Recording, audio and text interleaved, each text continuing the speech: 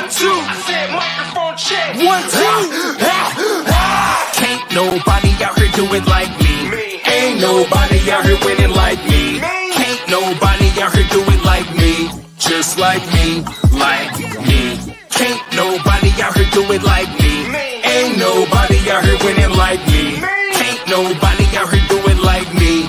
Just like me, like me. All right. What's up, everyone? Welcome to another edition of Ace's Wild Chicago Sports Takes. I am Ace, your host, and we're just shy of a week removed from the NFL draft. And tonight, I got a real special buddy of mine. You guys are familiar with him if you follow our network. I'm going to bring him on. We're going to go over the draft, what the Bears did, and then we're going to talk a little bit about the landscape of the Chicago sports scene right now with all these young athletes that have joined the city. The honeymoon stage is over. That's my point. It's like, we thought shit was going to be so sweet, and now you're really looking at it and you're like, you know what, maybe she is toxic. And if you add Bellinger into that, I think it's a very successful offseason on top of looking at the prospects that you're. Follow my guys. Always check out their StreamYards. Check out their YouTubes up here. They do great stuff, and I listen to them weekly, so you guys should too. My man, Mike Hughes. What's up, Mike? I never get tired of that. Yeah, I knew you would love that when I made that. I was hyped to show you that when we made it. It's tough. It's tough. Yep. I mean, I try when I get guys that come on quite frequently. I try to do something a little special and give them their own little intro to make them feel worthy of joining us on our show. Because we're always glad to have guests jump on. And as you can see, the last few weeks I've been riding solo, so it's cool to have somebody on with me. I can't lie to you, but I have not been able to take a second to watch anything on anywhere. You've been all Cubs games and doing your own thing right now. So I can't even blink anymore. They tax me for blinking. So it's been wild. Yeah, well, I appreciate you taking some time to hop on. I know we're going to go quick here for this show, just a short 30 minutes. So we'll jump right into it. The draft was last Thursday. The Bears, I think, did as well as they could do day one in terms of not messing it up, not bearsing it up. You bring in Caleb Williams, Rome Odunze with the first day picks, and then you go and get some pieces. Kieran Amadejo, I think. Amagaji, yeah. And then Torrey Taylor, and then Austin Booker, who honestly I thought that was a solid pickup late round in the fifth. Looking at this team, this draft, what do you take away from? I mean, obviously Caleb and Rome are the highlights of this draft, but going through the list of guys that they got, only 5 picks. What are your overall thoughts on just how they approached this draft and how it went? I think I took 3 words from it, and that was best player available. I don't think Poles really went out of his way to get the pass rusher of the future. You know what I mean? Like you could have got Dallas Turner, you could have got Jared Verse, and I definitely am not excited to see Dallas Turner in Minnesota. But it's definitely one of those things for me where they went best player available and who was going to make the biggest impact on the team. Poles has talked about it before. He doesn't just want to make an addition. He wants to make a multiplier. And, what Rome Odunze does, what Caleb Williams does, what Torrey does, because Torrey is an absolute – is Torrey or Troy? I think it's Torrey. I think it's Torrey. I just always want to make sure. But what Torrey was able to do at Iowa, I watched a lot of Iowa games, and he was honestly the only highlight of any offense in Iowa, period. And they're horrible. But I mean, he was huge, and he was, if he's the next X factor punter for the next 10 plus years, and you got him in the 4th round, I doubt you'll even think about it 10 years from now if he pans out and he's that guy like Pat McAfee. So Austin.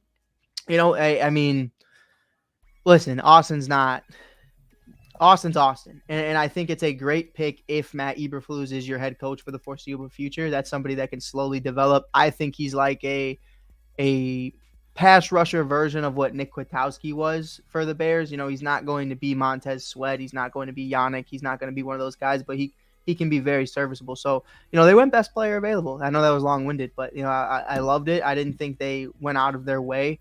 I only had a couple questions throughout the entire draft, and other than that, it was pretty great. Yeah, and if you really break it down a little bit more, they got guys like Ryan Bates also with one of the Yeah. draft picks that they had, and then a bigger addition in Keenan Allen that they traded a pick for. So I don't Montez just look Sweat too, if I'm not mistaken. right. Yeah, Sweat too was a second round pick. So I mean, Yeah. you're looking at a draft where I know a lot of people are like, oh, well, they only had 5 picks. Not really. They had about 8, and 2 of those 8 are guys that Coming and off Keenan career Allen, years. right, are coming off career years. You bring in a franchise quarterback in Caleb Williams, a number 1 future wide receiver, pairing him with Keenan Allen and DJ Moore. Ryan Bates, he's probably going to slot in there at that center position. You use the draft pick on him. So you're looking at, I know people are like, oh, they only had 4 picks. They turned it into 5. But realistically, you brought 8 players on this team that I think are going to be immediate impact players. Austin Booker, he's probably going to be more of a developmental guy. I don't really see you bringing in a 5th round rookie to start opposite Montez Sweat. And then you kind of look at free agency and the guys left out there. Yannick Ngakwe's out there. Who else? I would do it. There? I would do it. I mean, he was here while last you keep year. looking. Yeah, like if you want to keep looking at names, I'm down to go through all of them. But Yannick is the first one. Like, yeah, Right. Why? Like, I was never against Yannick, and I think my only question was like, would he want to be here long term? And I think as free agency continues, you can kind of see Yannick kind of just, I don't know, every year I feel like Yannick has those conversations about where he's going to be and what's going to happen, and I feel like he's on a new team every other year. So I would love him to come back. Yeah. And, to your point, I will say really quick, if you don't mind, because I've been itching to talk to you about it. I'm not a fan of the Ryan Bates deal. I'm not cool with it. Like, first of all, he's not a rookie, but he definitely hasn't put in enough time to say that he's a veteran center, especially with Caleb Williams being there. My big issue is Coleman Shelton was great on the Rams, for what he was. He's a veteran center. So Right. It's kind of like you gave up a 5th for a backup, or if, he does start, then why'd you even sign Shelton? So I have questions. I definitely do have questions, especially Karan as well. Amagachi, shout out to the Illinois boys, but it's definitely questionable to why you brought in a tackle so early on when you have Braxton and when you have, Darnell Wright. And that's cool if Karan ends up succeeding a guy like Braxton, but that sucks for guys like me and you because we've been high on a guy like Braxton. That means Braxton hasn't panned out. Right.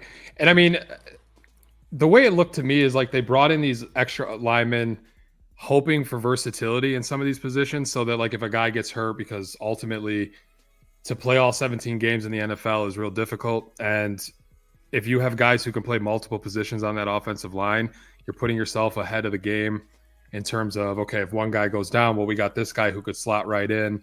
So like I kind of understand it in that regard, but I agree, if you're going to waste a 5th round pick, why not get yourself a rookie in that spot that you can have longer term and develop that guy and hopefully he becomes something more.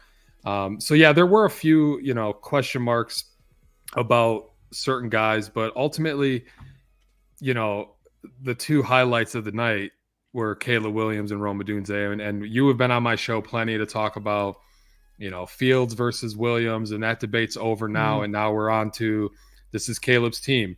And you're putting him in a situation where it's probably the best offense any rookie quarterback has come into. It's hard for me to think of a better in terms of 2 top wide receivers, a rookie wide receiver. You got a tight end who's been playing well, above average offensive line, a good running back.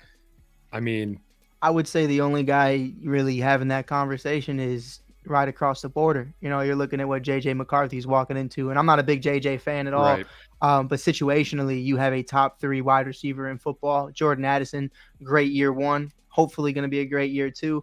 TJ Hawkinson, I would put TJ higher than Cole at this point in time. Definitely. And then Aaron Jones. So, and especially with Kevin O'Connell being there, it's scary, man. If either of these guys pan out, the Packers and the Detroit Lions are in for a big shitload of trouble. Is it crazy to think that all of a sudden the NFC North could potentially be one of the top divisions in football? I think it is the best division in football. Yeah. I really do. And I think My only listen, well, whoever you want to start at quarterback is fine in Minnesota. I don't even is Darnold. I don't even know if Yeah, Darnold's Sam still, Darnold's yeah. there right now. Darnold, Mullins, JJ, a bunch of white guys that just can't play ball. It's perfectly okay. Coming from a white guy, so if you're mad in the comments, cry to your mama. I'm a washed white guy, washed athlete myself, so I can say these things. But I think it's going to be interesting to see what happens, especially with Dallas Turner. I was like jumping for joy when Daniil Hunter went to the Texans. And I understand, if we do see him, it'll be in the Super Bowl. So that's not a problem if I'm the Bears. I'm just happy to be there. So, but to get Dallas Turner at what, 17 or 17, something? yeah. And when he was projected to be a top 10 pick, especially with the way ATL went about it, I thought that would boom, there's your guy. And then they'd move on, but they want to go Penix, whatever. But whatever. But I'm excited, man. I think the NFC North is probably top 2, and they might not be 2. Yeah, and I was reading something about Hard Knocks, where usually they just focus on one team, but this year they're talking about potentially focusing on a division. That'd be crazy. Right. I'm thinking, what better division really than the NFC North, because you have guys in Caleb Williams and you look at JJ going to the Vikings, Jordan Love, how he played last season for the Packers. And then you have the Lions, who are still probably projected to be the best team in the division at this moment. I think that would be a pretty interesting situation for the show. Yeah, for sure. I really like the idea, because I know they do 2 normally. They do 1 and then they do 1 later. I'm trying to remember. AFC North is somebody I would love to see, especially with Joe Burrow coming back, T. Higgins, Jamar Chase. Lamar just came off an MVP year, and then obviously JF1, Russell Wilson. There's a lot going on. And then whatever's going on in Cleveland, I have no idea. But, I think there's a lot of questions. I think now that Deshaun isn't in the spotlight for negative reasons, I could definitely see them going both NFC North and AFC North. I think that would be really dope, especially with, you're having conversations about Caleb Williams. And then on the other side of things, okay, here's Justin Fields after leaving the Bears, and he's going up against Russell Wilson, who the Bears were interested in getting before they even drafted Justin. So it'd be a really cool dynamic. I think you got some great minds in there, some great coaches with Tomlin and company. So, and then didn't Stefanski win Coach of the Year just this last season? Yes. So I mean, I think he did. Didn't? Yeah, I would say. I'm sure he did. I would agree. those two divisions would be pretty interesting to watch. Yeah. But now back to Chicago sports. A lot of shit has been happening this whole year with, guys like Connor Bedard getting drafted and the WNBA, you're bringing in Angel Reese, and then you have Caleb and Rome. The landscape in Chicago has kind of changed, right? Like, you're looking at all this young talent and a lot of teams who look like they're really trying to compete here for titles, when for the longest time it's kind of just been like, Chicago sports, they'll have these pop seasons to keep the fans interested and invested, and then it's just kind of back to mediocrity. What are your thoughts on, I know you're a big WNBA guy, so what are your thoughts on all these young stars coming to the city? Yeah, I think it's big. April 25th, 2024 is hopefully the day you remember Pete Crow Armstrong got his first home run at Wrigley Field and his first hit in the majors. And then obviously Caleb Williams, Roma Dunze, and company were drafted later on that night. So, there's a lot going on. Show to shove day going on right now. Not too much shoving, but he's been all right against New York. And, hopefully we'll continue to get that series win so I can talk some shit later to my buddy Mike. But, I'm excited, man. I'm excited for what it means. Even the White Sox, who, whatever. But, they got Luis Robert Jr. They got Colson Montgomery coming up. They got a lot of cats who I'm excited to see continue to develop or try to be developed in the White Sox organization. Our boys, Ayo, Kobe, they're doing their thing right now. They put the league on notice of saying, hey, listen, we're not going into a full rebuild just yet. This might just be a retooling. We'll see what happens this summer with the Bulls. Maybe LeBron comes. I don't know. But, and then obviously I got a chance to meet Camila, Brenna, and Angel. And, I mean, the sky is the limit right now, and there's no other way around it. And we're just really excited to get the ground running. And, what this team, especially with, Connor Bedard and everybody else around the city, I would say everybody in the city right now has a face of the franchise. And they're not just faces of the franchise because we're the best player on a shit team. Like, they are some of the best players in the entire world. And I think things are coming up, man, and the Blackhawks have a draft coming up as well. So hey, maybe you pair up Connor with somebody just like Taser and Kaner. So it'll be interesting, man. I think it comes in waves. It always like these things always happen with California, Florida, and now I think Chicago. Like we remember just a few years ago with Florida, they get Tom Brady, and the Tampa Bay Lightning are in the Stanley Cup, and the Rays go to the World Series, and now the Bucks won a Super Bowl. Like damn, like save some for the rest of us, And then the Miami Heat are great as well. And it's like now Chicago is finally like we were all kind of ass at the same time. Yeah. And now, boom, everything got the right GM, got the right coaches, got the right players. And, special teams, special plays, special play. But I'm excited, bro. I'm really excited. It's cool to see finally these teams that have just been okay with not trying to win all of a sudden kind of just change that focus. And I think a lot has to do with the landscape of sports in general, where it's kind of like win now type of mentality at all times. And I think that puts a lot of pressure on these owners. You look at the White Sox right now, they're not doing so hot. I believe they're the worst team in baseball, but like you said, they do have a farm system where they're going to be bringing some guys up. A couple. They're the rest of them, but there's a couple of them that I'm excited about. Yeah, and that's a tricky thing about the White Sox, right?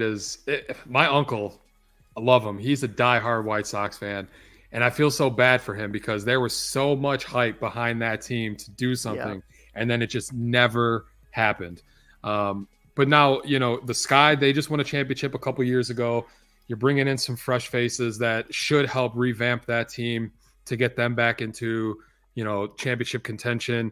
Connor Bedard, the Blackhawks were so bad this year. They're going to be in the running for that top pick in the draft. The Cubs have a lot of young guys that are coming up. And then the Bears, it's interesting to think like which team could potentially win a championship first. And it's weird to say that because I'm not used to talking championships in Chicago sports too often. But if you're looking at the landscape, which team right now do you think has the best opportunity in the next 5 years to really make some noise for competing for championships? Yeah. That one's tough because you always have to take other teams into consideration, and you can't just say my team's the best out of everybody in Chicago, but you have to say, who can I go against that I could win this? And I think right now I give it to the Chicago Sky. That's not me being a pick-me. That's not me just trying to promote the WNBA. Like, that's just being honest. Dana Evans, Marina Mabry, Diamond DeShields, Michaela, Brianna. I'm just naming names. Teaspoon, Ty Young, amazing coaching staff. Dwayne Wade's in the building. We got a lot of people here that are going to be setting up players like Angel and Isabel Harrison and Camila for success. I think on all cylinders, they're doing great right now. And I think if you talk 5 years, you're definitely seeing that window of maybe the aces kind of unload. We're already missing out on CP after her retirement. Shout out CP. But, it's definitely going to be interesting to see what happens. For me, if I'm the Bears, my biggest question is now I got there. Now, how do I beat Patrick Mahomes? Now, how do I outgun Patrick Mahomes? How do I outsmart him? And with Matt Eberflus, I still have questions. You know what I mean? Like, as much as I love Matt, I got to see how Shane works in this offense. There's been inconsistencies in Seattle with a lot of plethora of weapons from DK, Tyler, Kenneth Walker, Gino, and JSN. Are you going to be able to use that to the best of the ability here? So I would give it to the Sky right now just because they know the formula. They know what it takes. Jeff Pagliocca, that's my dog. That's my guy. He does amazing things. He's a great GM. He's putting them up for success. I'd love to say the Cubs, but the Braves are real. And if you can get through the Braves, and I think there's a real conversation. But you got to find a way to beat the big dogs. And for the Sky, all you got to do is get there. Once you get there, then you're going up against Vegas. So it's going to be interesting. Yeah, I think the Cubs are an interesting situation also because they still have some guys in the farm system. They brought up Pete Crow Armstrong. He played well. Pitching is a little my biggest worry with this Cubs team. Kyle Hendricks struggled so mightily in the beginning of the year, and I don't know if we'll see him back with this team. And then you're looking at right now, they're playing good baseball with a ton of injuries. You're going to be getting Justin Steele back here. He just pitched, I think, today. On a rehab start. So that's the situation where, if that all comes together, that could be, Counsell, he did it in Milwaukee with lesser talent. So it'll be interesting to see how far the Cubs can go. Baseball's so tricky though because of, a team can get hot like that and then they just ride that wave through the playoffs into the championship. Yeah, sure. And then the Bears, as much as I love this team right now and the way they're constructed, you still haven't beat the Packers in 5 years. Yeah. Like, so got to get through before we talk about anything. We got to get through it. Right. You got to get your division before you can even talk about anything else. Right. Like Sky made the playoffs last year and right. they weren't great, but like you still have Marina, you still have Dana, you still have Isabel and Big E. You got a lot of players that you can build on and you just continue to build. Whereas, I don't know what Caleb's going to look like. And I have to see that first. As much as I want to sit up here all day and talk to you about, the sidearm throws and the gunslinging, that's great. But I got to see it. And we'll see what happens. Yeah, we talked. We were pretty hyped on the draft show last week when they got here. So we drank a little bit of the Kool-Aid. We're talking what teams in the NFL or in the NFC are better than the Bears, and sure, we meat-headed it a little bit, but sure, I agree with that. Like the Sky probably have the quickest window of opportunity to capitalize. Yeah. Like who can win more? Right. Probably, I would give it to the Bears. Or maybe not. You know what I mean? Like that football window is just so small, and it's like, I don't know. Like, it's so hard to even make it to the Super Bowl, and then if you make it, if you don't win, it's super difficult to get back to the Super Bowl. We've watched it year after year. Yeah. Patrick Mahomes is obviously an anomaly where he's just Patrick Mahomes. He's the best quarterback in football, so he dragged that Kansas City team through that Super Bowl, and now you give him Worthy, like and Hollywood, it's like what are you gonna do? Like that offense just jumps. Yeah, if I'm Caleb, I'm just like, man, that's tough. Like Montez got to do his thing, you know what I mean? Jalen's got to do his thing, and I count on those guys to be able to do it. But like when we talk about sustaining success, I think it's really hard for anybody, not just Ryan Poles, to be able to do that. We've only really seen Brady do it. We've only really seen as recent to date, like you said, Patrick Mahomes do it. The Bulls, and the Hawks, I got to see more players on that ice before I can really dissect, okay, is this going to work or not? Because there's a lot of holes still. So with the Cubs, again, I could definitely see it being the Cubs.